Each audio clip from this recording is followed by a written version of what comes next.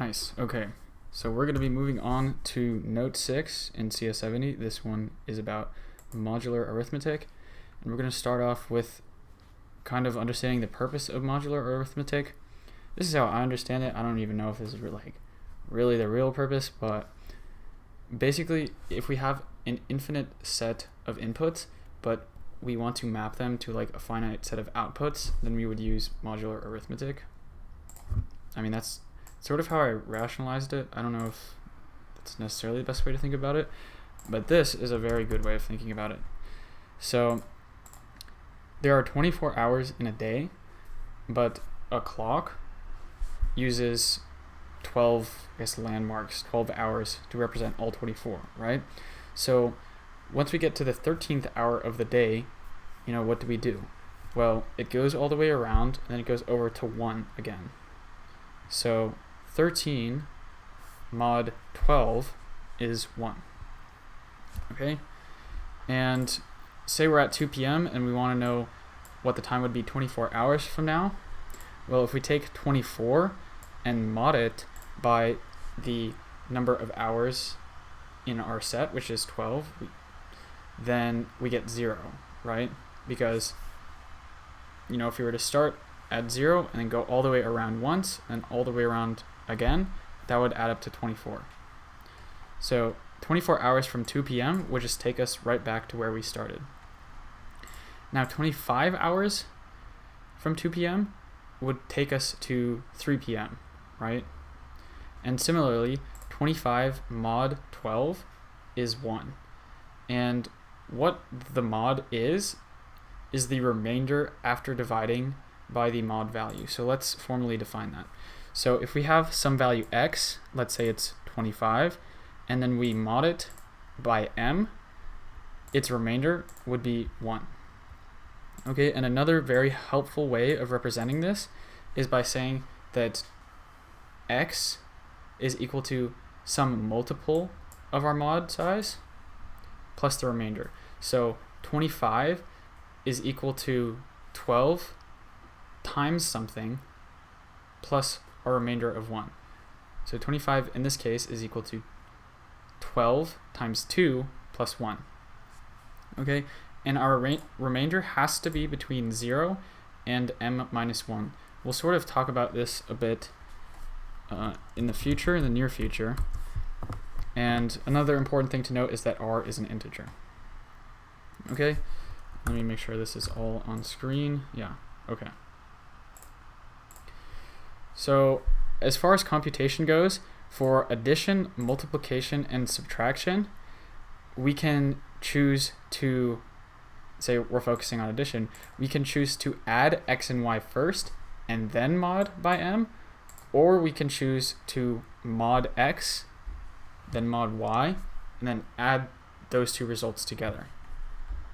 Either way, the final result will be the same. Okay, congruent modulo. So another important definition, if x is congruent to y mod m, then m divides x minus y. And if you think about it, basically x and y are the same mod m, right? So the difference between x and y must be m, if that makes sense. For example, let's think back to the clock. So 25 mod m, where m is equal to 12, is 1. Now let's say we have 37. 37 mod m is also 1, because 12 times 3 plus 1 gives us 37. So going back to here, if we take the difference between 37 and 25, we'll see that the difference is 12, which 12 is obviously divisible by 12. So basically, any two numbers that share the same value after being modded have to be offset by the mod value, if that makes sense. So we would say that x and y are congruent modulo m yeah, congruent modulo if m divides x minus y. So they should have the same remainder. Yep. Okay, residue classes.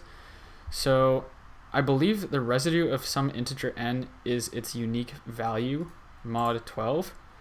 So, for example, all of the possible values that you can have in a set that's mod 12 would be 0 through 11. So hopefully that makes sense. And basically, there are an infinite set of integers, right? And there is some subset of those integers such that they are all 0 mod 12. And that would be negative 24, negative 12, 0, 12, etc. And similarly, there is another set such that modding a number from that set will give you the remainder of 1. So, it would be 1, 13, 25, 37. Hopefully that makes sense. Yeah, and that sort of talks about it a bit more.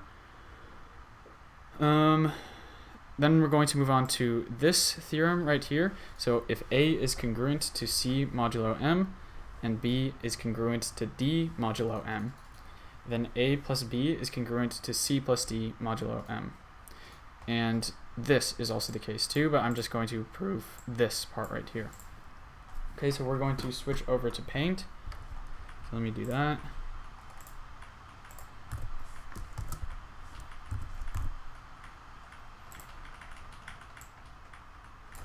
Okay, and let me pause to rewrite what we are going to look at.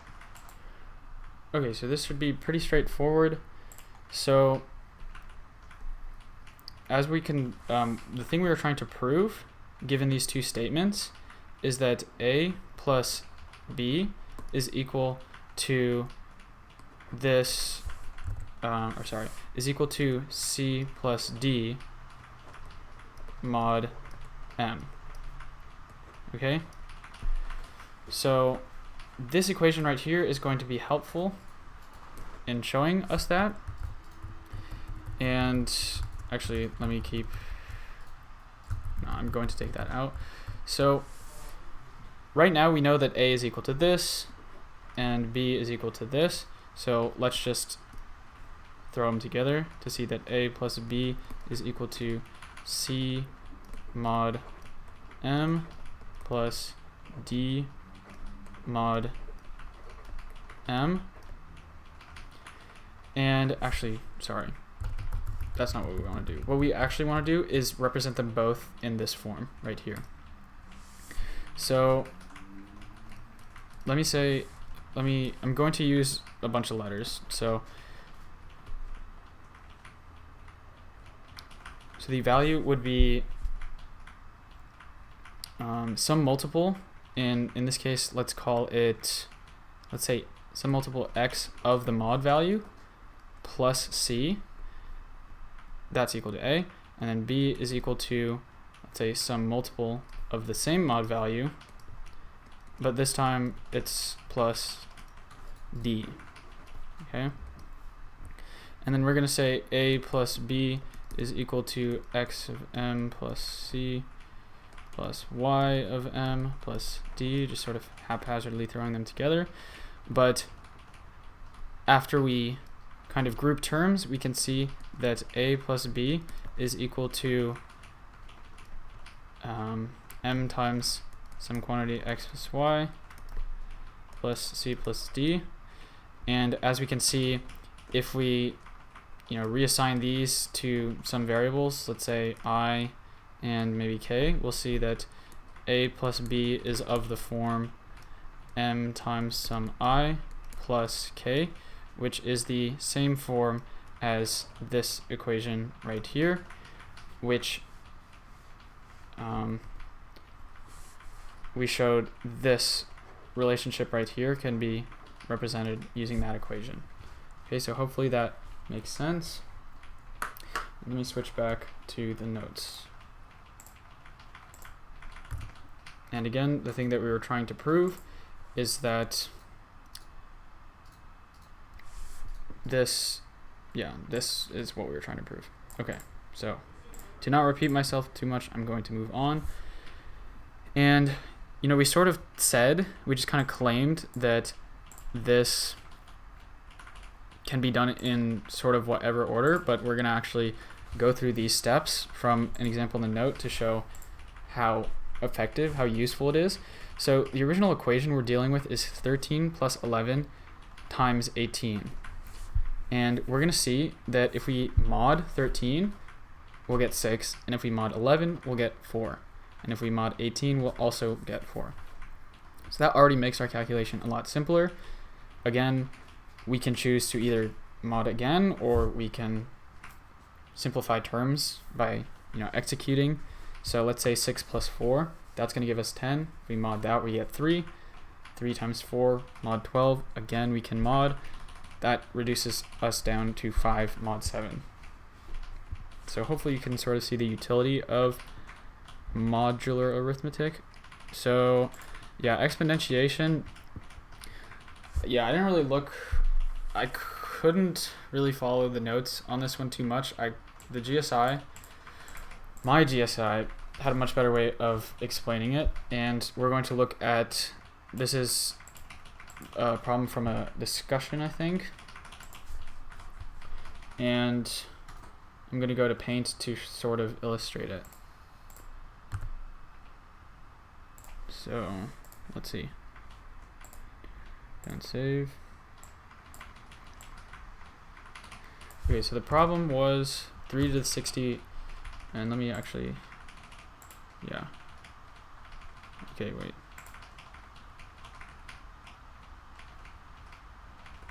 I'm not sure if I had switched over from Paint last time. I really hope I did.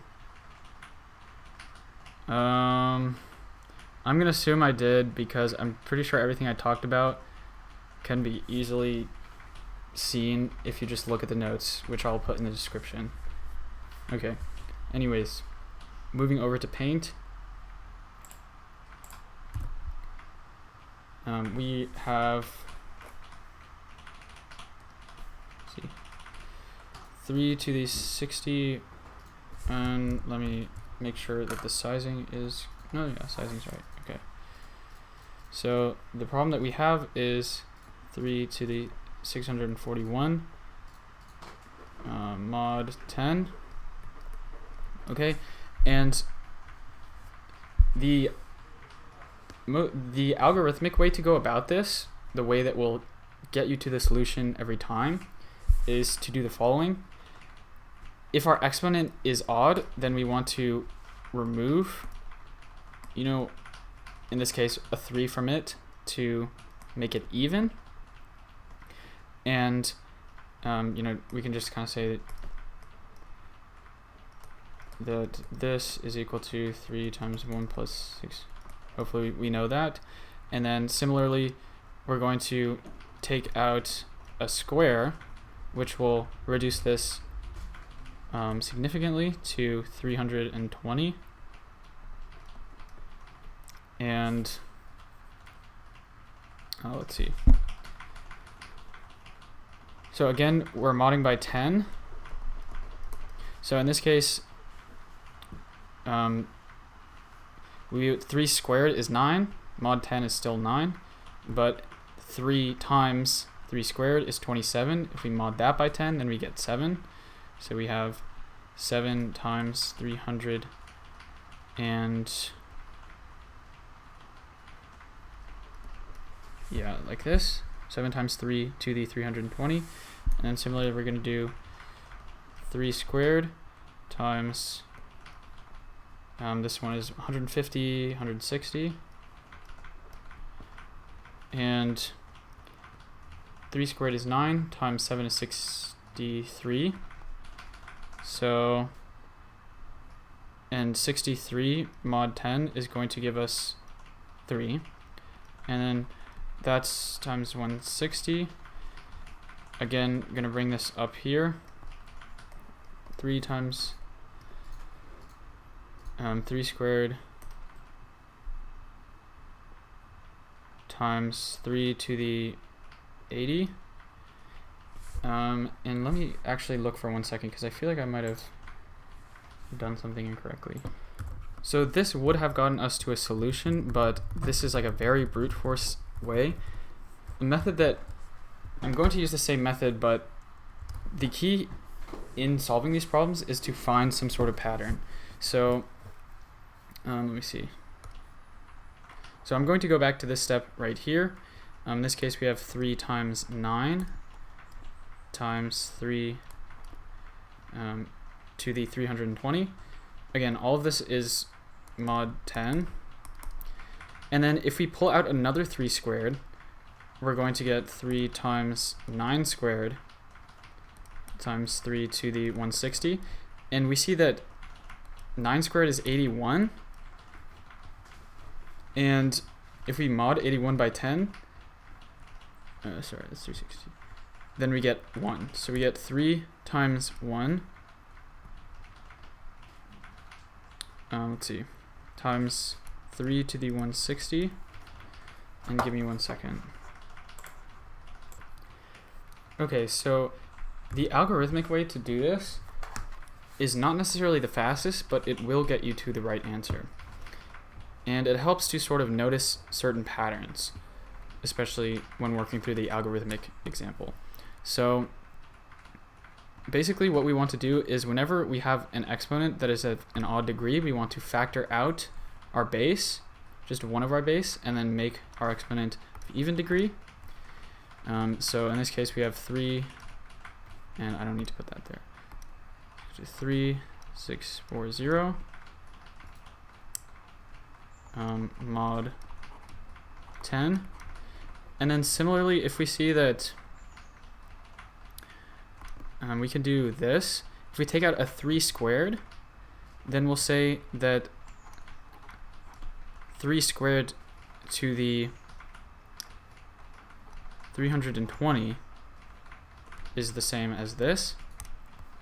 And then similarly, we can say 3 times, and this time we're going to take another 3 squared out and multiply it by our base. And we're going to have this right here, which when we mod by 10 is going to give us this 1, because modding by 10 basically chops off that last digit. So 81 mod 10 is equal to that, and once we are in this form, no matter what 1 is raised to, it will always be 1, so 1 mod 10 is 1, so we have 3 times 1, and then we have 3. So this is one way of going about solving modular problems when dealing with exponentiation. Hopefully we'll get some more techniques as we progress through the course. Okay, so we're going to move on to the next section, which is about bijections. So in order for a bijection to occur, we're going to have to meet 2 conditions. But before we actually go into that, I kind of want to just go over some words. They kind of threw in and I didn't really grasp them until I sort of isolated them and thought about what they actually meant. So whenever they're talking about input, they might use the words domain, which might correspond with the output word of range. So domain is input, range is output. Similarly, pre-image is input, image is output. Okay, and for the 2 conditions for a bijection to occur, so let's kind of explain what it actually is. This occurs when you have 2 sets, usually labeled A and B, and you want to make sure that a specific mapping between them is upheld. And in order to guarantee that mapping, we must ensure that it's onto and one-to-one. So basically, every output maps to some input, and one-to-one means every input maps to a unique output. So, I think it's just best if we look at the visual. Okay, so F is onto. So that means every B has a pre-image in A. So as you can see, we have 3 outputs, and they all have something that they map back to in the inputs.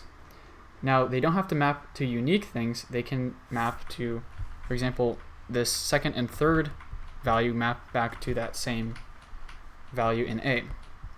And 1-to-1 means that every input's value has a unique output. But as we can see, we have 3 inputs and 4 outputs. So this 1-to-1 condition is still technically upheld, but a bijection is when f is onto and 1-to-1. So we have this correspondence between inputs and outputs. As you can see, every B has a unique pre-image, and every A has a unique output. So I believe this is right. I hope I didn't mess that up. Yeah, and then they kind of talk about the proof of it. If there's a bijection, then that must mean that there is an inverse. So basically, in order to show that, we have to show that f is onto and 1-to-1. And also, so f, as we saw in the illustration, is kind of like the function that goes from the inputs to the outputs. But again, if there is a bijection, then that must mean there is some inverse function that allows us to go directly from some point in B to some point in A, without any type of loss. So there's a lossless inverse function, if that sort of clears things up, hopefully. Okay, and now we're going to move on to the topic of inverses in modular arithmetic. So this was a little sidetrack, but now we're going back to modular arithmetic. So if we think about what an inverse is in regular arithmetic, it's basically 2 numbers that when multiplied will equal to 1, right? So if we have 8, 8's inverse is 1/8, right? So if we do 8 times 1/8, then we're going to get 1. So how do we apply this to modular arithmetic? So we basically have to find the same thing for x, in the case that we're saying x mod m, and we have to find some a such that when we multiply it by x and mod m, we get 1. Okay, so do we have an example here? I think we'll sort of illustrate one a bit later on. So let me just move on to the next part. So a necessary condition for x to have an inverse modulo m is that the greatest common divisor between m and x must equal 1. So let's see. Yeah, that's something I'm just going to state, and we're going to use this fact later on. Just some terms. Coprime and relatively prime mean that the greatest common divisor of m and x is equal to 1. So yeah, if the greatest common divisor between 2 numbers is the largest number that divides both of them, I think that's fairly self-explanatory, but we want it so that 1 is the largest number that divides both of them, and we're going to look at 8 and 15. Right, so if we say we have 8 mod 15, I'm just going to tell you that 8 has an inverse mod 15. But how would we find that? Well, we would have to find some value that when multiplied by 8 and then modded by 15 will give us 1. So if we take 8 and multiply it by 2 and then mod 16 by 15, then we'll get a value of 1.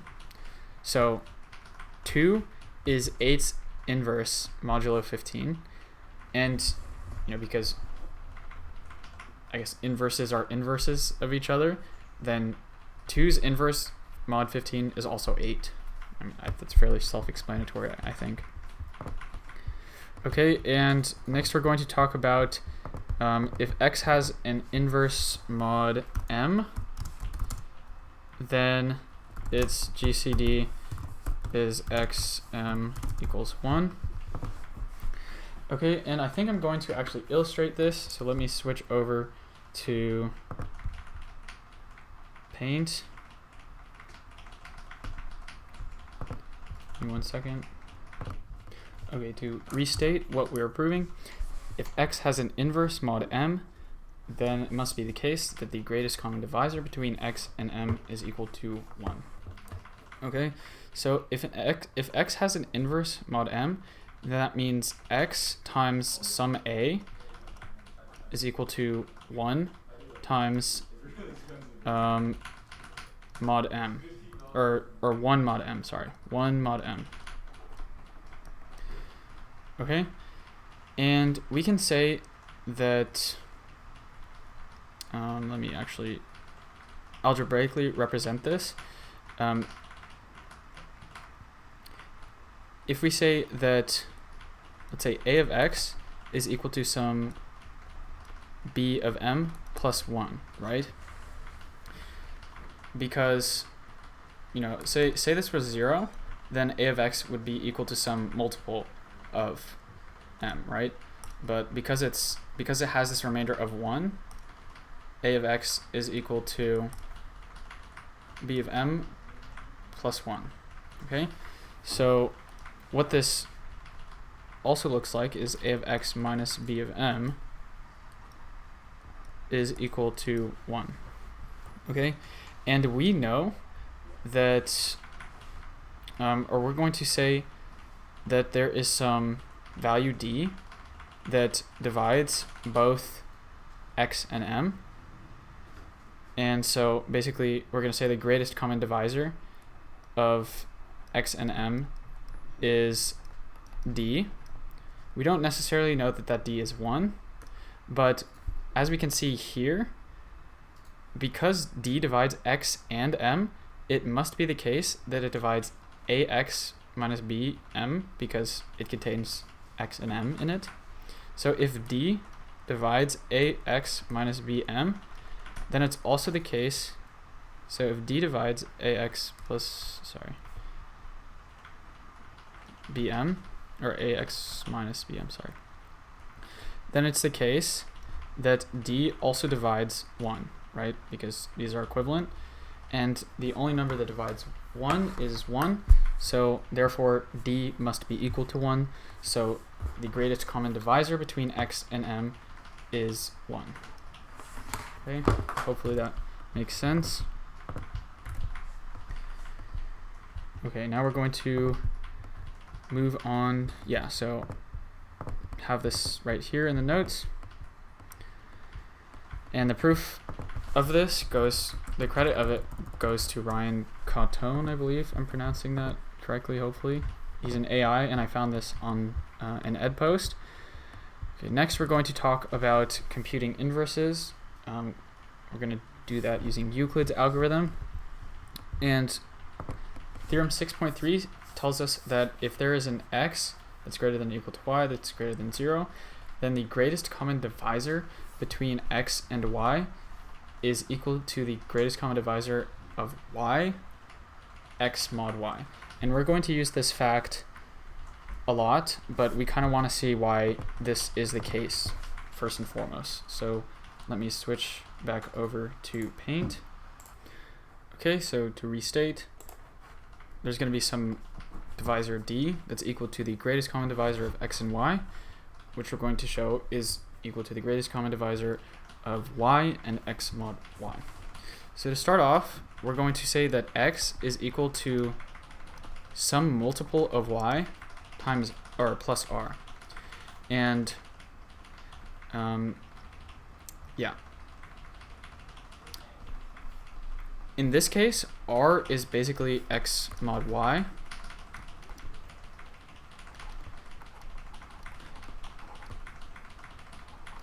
Because this is, you know, that's the remainder, and then everything else is made up by some multiple of y.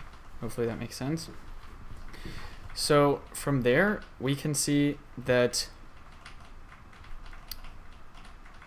x is divisible by d and y is divisible by d. So, you know, it's also the case that q of y is divisible by d. So we can say q divides q of y, and we can also just notice that d divides x. And so because of that, we can show by some proof that we used in note 1 that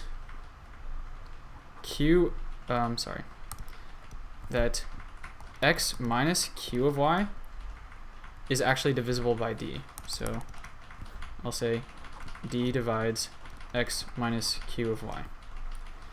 And what we can actually see is that r is equal to x minus q of y. And because it's the case that d divides x minus q of y, or d divides r, and we know from the previous assertion that d divides q of y, then we can say that d divides q of y and it divides r. So therefore it divides x. So all these kind of like interweaving relationships show us that, again, because we wanted to show that the greatest common divisor of these were the same as the greatest common divisor of these two things, we have shown that d divides r, where r is equal to this or this, and sort of by definition d divides y as well. So hopefully that makes sense. Give me 1 second, please. Okay, so I have to go to Chipotle in like 15 minutes, so I am not really going to cover Euclid's algorithm. I believe it's fairly straightforward. Like, if you just remember the steps, you can kind of go through it really quick. I mean, maybe I'll go through it really quick. We're going to use the fact that we proved above to get down to that greatest common divisor. So, okay, we start out with x is equal to 16, y is equal to 10, and the next step we switch them, or no, sorry, y becomes x, and the new y value is 16 mod 10, which becomes 6. Now 6 goes to the left, and then we do 10 mod 6, which gives us 4. 4 goes to the left. 6 mod 4 is 2. 2 goes to the left. 4 mod 2 is 0.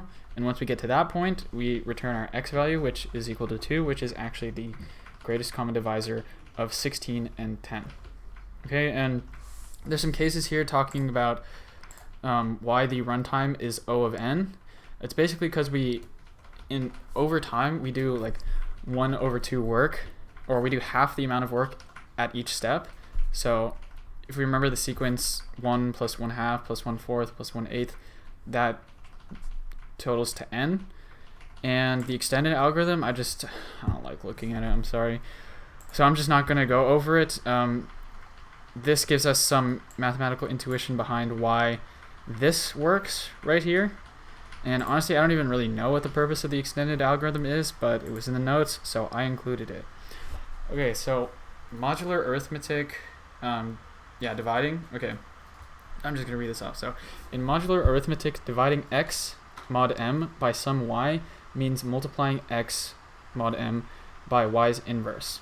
So again, we sort of talked about this.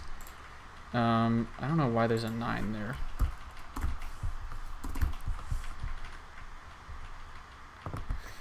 Basically, as we talked about earlier, 8's inverse is 2. So if we multiply 8 by 2, then we're going to get 16. Mod 15 is 1.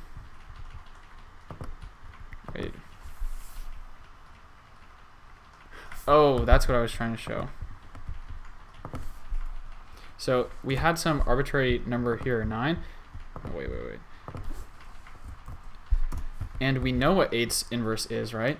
So dividing a number is the same as multiplying that number by its inverse. So in this case, we would say 9 times 2, which gives us 18, which mod 15 is 3. So this is the proper answer. Okay. Now, the Chinese remainder theorem is something that I just could not understand when looking at the notes, so I found this video that was very helpful. It was by, I think I have it down here.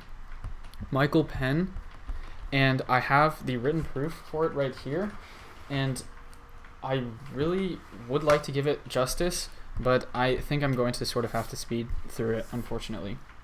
So basically, let's say we have some numbers in the set of natural numbers n1 through nk, and all of them, all pairs of them, are relatively coprime, meaning that their greatest common divisor is 1.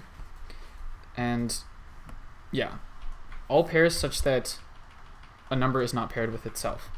And then we're going to have these b values, and then we're going to kind of generate the system, which is going to have some x, which is congruent to b1 mod, and this should be, so this should be b1 mod n1. That goes down to b2 mod n2, which goes all the way down to bk mod nk. And we want to show that there is a single solution that satisfies this kind of system of equations where, we have these values for those variables, okay? So the first thing we're going to do is create a value capital N, which is equal to the product of all of the relatively coprime numbers, so n1 through nk. And then we're going to have this other number, capital N I, which is going to be equal to the product of all of those relatively coprime numbers. But we're going to take out one of them, and that one we're going to take out is just going to be Ni. Okay, and our claim is that the greatest common divisor between Ni, lowercase ni, and capital Ni is equal to 1, or d. So let's say that d divides ni and d divides uppercase Ni.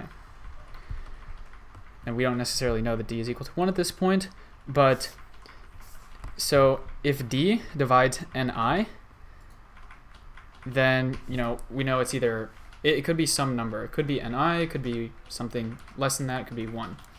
And if we know that d also divides capital Ni, then we know that it must be some number in Ni.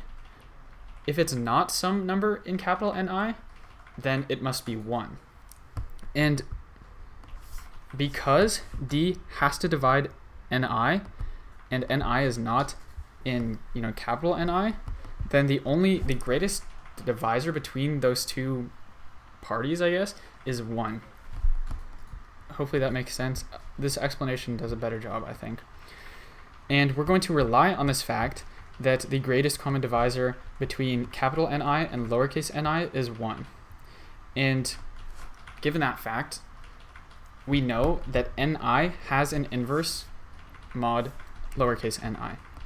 So we're going to say that Ni times some arbitrary xi value is equal to 1 mod Ni. So xi is basically Ni's inverse mod lowercase ni. Okay, moving on. We can see that if we have that x of I times Ni, that's equal to 1 mod lowercase ni. I mean, that's just something we proved right here. But if it's the case that we mod xi times ni by some value that is not lowercase ni, by some other one of those relatively prime numbers, then we're going to get 0. And why is this the case? Well, if we remember, ni is the product of all relatively prime numbers divided by lowercase ni. So if we mod it by one of those relatively prime numbers, nj, such that j is not equal to I, then we're going to get 0, because ni is a multiple of all of those relatively prime numbers. Okay, and then we can represent x as we'll say x1 times n1 times b1 plus x2 times n2 times b2 all the way up to this last equation here. And we can see that, let's say we have I, right? So if we mod by ni, this second equation right here, we're going to, let's say we take a look at the first one, right? Because ni is here and it's not, any of the earlier values, then we'd basically be looking at this second case right here, where because we're modding by some value that is found in, let's say, n1, we're going to get 0. The only time we get 1 is when we mod this expression right here with one of those n's, the specific one that was removed from that ni. Hopefully that makes sense. So in this case, we've proved the existence that there is some bi mod ni for each. Wow, it's pouring right now. Hey, give me 1 second. Okay, so I think we ended at the part where we proved the existence of these matchings. And really quickly, we're going to prove that there is a unique solution to the system of equations, and we're going to suppose, use proof by contradiction, that there are these two solutions, x and y. So we're going to say, x is equal to bi mod ni, and y is equal to bi mod ni for every I in our system of equations. So for every equation in our system of equations. If this is the case, then if we subtract x from y, we're going to get 0. Right? Hopefully that makes sense. 0 mod ni for every equation. And if that is the case, then that specific ni must divide x minus y, right? Because we have no remainder. And if it's the case for every equation in our system of equations, then n must divide x minus y, which means that x is congruent to y modulo n. And this holds from some definition that we used earlier. And yeah, again, x is the offset from y by a distance of n. So x is congruent to y mod n. And that proves the uniqueness of the solution to that system of equations.